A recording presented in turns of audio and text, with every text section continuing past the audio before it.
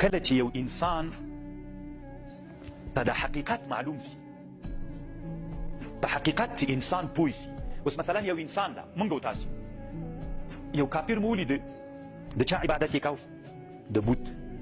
ما ورته څه وایو؟ لنکی د چا عبادت کوي؟ د تیږې. سخت بد را باندې لګېږي چې دی ولې د تیږې عبادت کوي؟ کافر ده، د تیږې عبادت کوي، تیږې ته سجده کوي.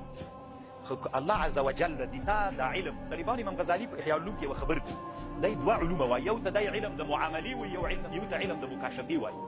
دی وایي انسان یو علم د معاملې ده، علم د معاملې موږ او تاسې چې کوو یو علم د مکاشفې ده. انسان ته الله داسې مرتبه کله کله ورکوي طالبانو چې دا شیان حقیقت ورته په سترګو ښکاري، دې ته دی علم د مکاشفې وایي.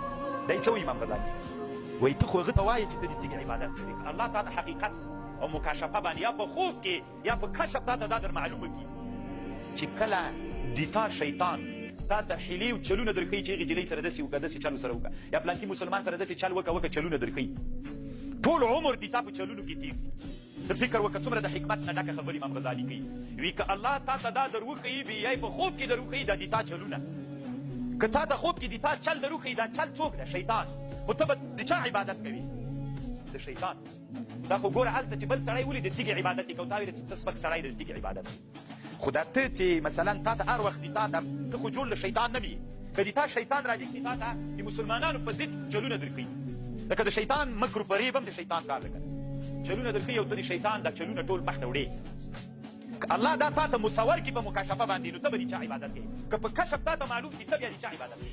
د شیطان. هغه کافر خو له تا نه دومره ښه و چې د تیږې عبادت یې کوو، ته د لوی کافر شیطان عبادت کوې. نه پوهېږم پوه شوئ تاسې که نه؟